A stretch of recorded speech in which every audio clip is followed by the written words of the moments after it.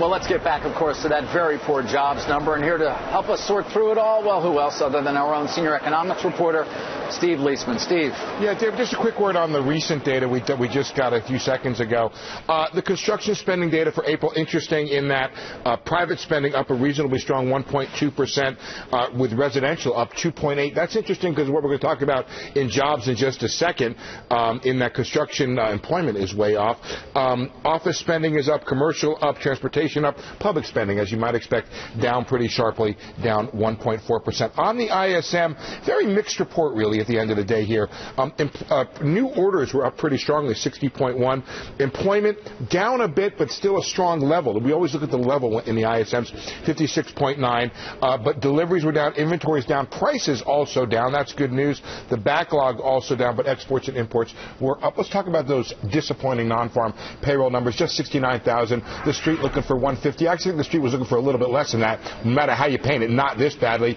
Unemployment up, defying expectations. Revisions were negative, pointing badly towards the future. Average weekly hours also down 0.1. Looking at the details, there's a 28,000 decline in construction spending. Manufacturing was up. Retail was up just a touch. Government resuming its declines here, minus 13. Leisure down. Some of that gives economists a sense that there could be some weather payback still in this number, but that doesn't explain the weakness elsewhere. Education and health services, a big part of all the gains that were out there. Here's the real unemployment rate ticking up 14.8 after having declined steadily since September there, and that's all discouraged workers, all the slack in the labor market. Here's some of the commentary from economist Bob Bruska saying, basically all of the commentary he says is bad, awful, and terrible. Bruska says lots of clouds here, no real silver lining. Over at BMO, they're looking at the weekly hours falling 0.2%, saying that there's downside to the Q2 GDP growth, and growth may be no better than the 1.9 we have in this quarter. Jeffries, again, now we're going to have lots of Fed talk here, combined with the fact that inflation is now below target. The chance of the Fed easing, the June 19th, 20 meeting have just increased. But Nomura, they call this number, by the way, being around 100,000 or less. They were one of the low guys on the street. They're now saying we expect the FOMC to see through or perhaps look past the week May report. Real quickly, April personal spending was up 0.2%, not 2% there. Spending up 0.3%. Sorry, that's a mistake down at the bottom.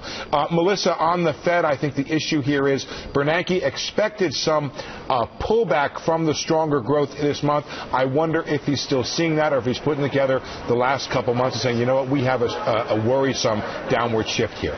Right. And Steve, we were having a conversation earlier about this number and the possibility now of QE3, the increased talk of QE3 because of these numbers. What would a QE3 look like given where rates are right now, 146 or so?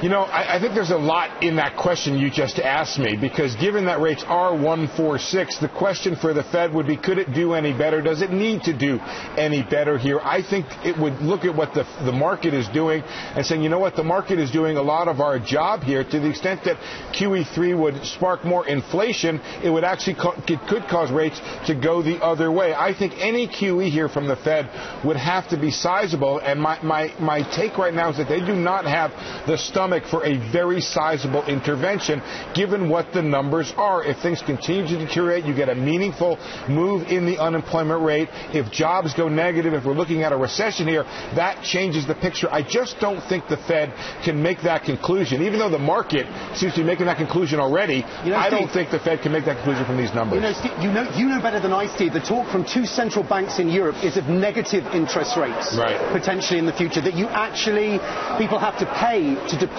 money with the central bank. That's what they're discussing. The possibility in Switzerland and Denmark. I mean, does that have any truck here in the United States? I have publicly and privately asked the Fed about that several times. They do not like that concept. They hate the distortions that are created by it. Remember, Simon, uniquely the Federal Reserve is also a bank supervisor. So imagine you're charging the bank to keep money on deposit with you and then also telling the bank don't make really stupid loans. So that's a problem for the Federal Reserve on several counts. I have just not heard any stomach for that concept of negative interest rates other than philosophical discussion, Simon. All right, Steve, thanks so much for your analysis. Steve Liesman.